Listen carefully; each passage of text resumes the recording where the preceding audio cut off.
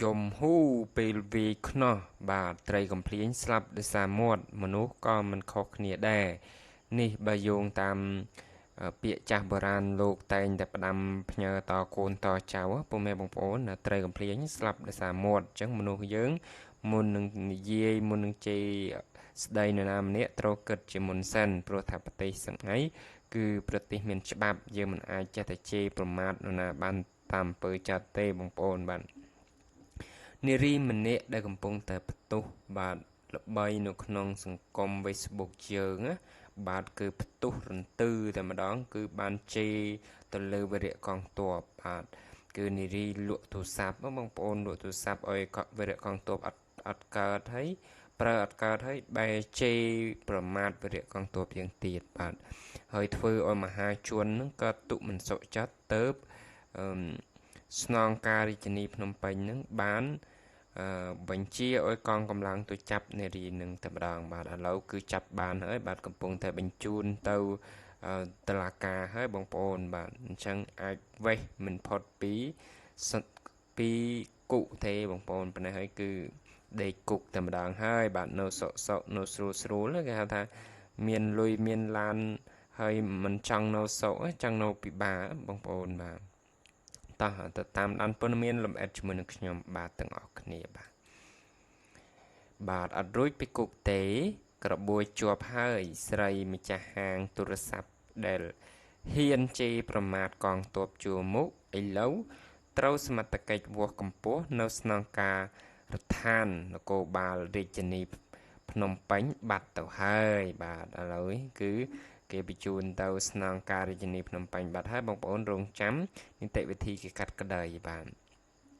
កាលពីព្រឹកថ្ងៃទី13ខែសីហាឆ្នាំ2026នេះបាទលោកឧ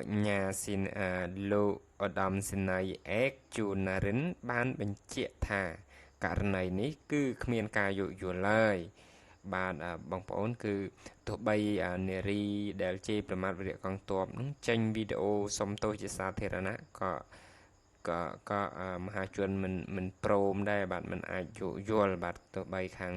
បងសមត្ថកិច្ចក៏អត់យោគយល់ទេបាទមិនអាចសុំទោសឬខ្លួនទេគឺដើម្បីកុំអោយអ្នកក្រោយយកគំរូតាមបាទនេះគេហៅថានៅសុកមិនស្រួលណាបងប្អូននៅសុកអត់ចង់សុកណាបាទ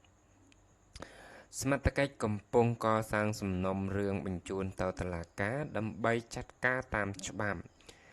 ស្ត្រីបង្កហេតុរូបនេះមានឈ្មោះចិន្តាសុវណ្ណារីត្រូវបានប៉ូលីសរាជធានីភ្នំពេញបាទសហការជាមួយប៉ូលីសខណ្ឌដង្គរនាំខ្លួនឡើងឡានយកទៅសាកសួរភ្លាមតែម្ដងអ្វីដែលគួរឲ្យដឹង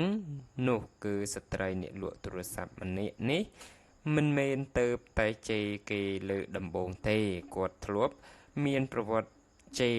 ម៉ួយជាច្រើនមកហើយបាទមានន័យថាគាត់ធ្លាប់មាត់ណាបងប្អូនធ្លាប់មាត់ជេរមនុស្សខ្លះអញ្ចឹងបងប្អូនកើតមកជេរយោគ្នាតែម្ដងបាទអ្នកខ្លះកើតមកនិយាយអត់ឈប់ឈរអីចឹងតែម្ដងបាទអានឹងគេហៅថា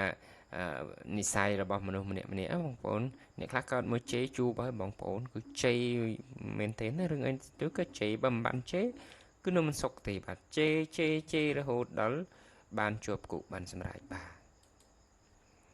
តែលើកនេះលេងសើចខុសរឿងហ៊ានជេរដល់កងទ័ពការពារទឹកដីទៅត្រូវជាប់ខ្នោះបែបនេះពេលនេះមហាជនកំពុងតែរងចាំមើលការអនុវត្តច្បាប់យ៉ាងម៉ឺងម៉ាត់បំផុតនិងមិនចង់ឲ្យមានការលើកលែងទង្វើបែបនេះឡើយបាទសូមអរគុណពុកម៉ែបងប្អូនកុំភ្លេចជួយចុច Subscribe ម្នាក់មួយផងបងប្អូនបាទជូនពរសំណាងល្អពេញមួយជីវិតទាំងអស់គ្នាបាទសម្រាប់ការទស្សនាតាមដានព័ត៌មានខ្ញុំបាទចែករំលែកទៅពុកម៉ែបងប្អូនទាំងអស់គ្នាបាទសូមអរគុណសូមជម្រាបលាបាទ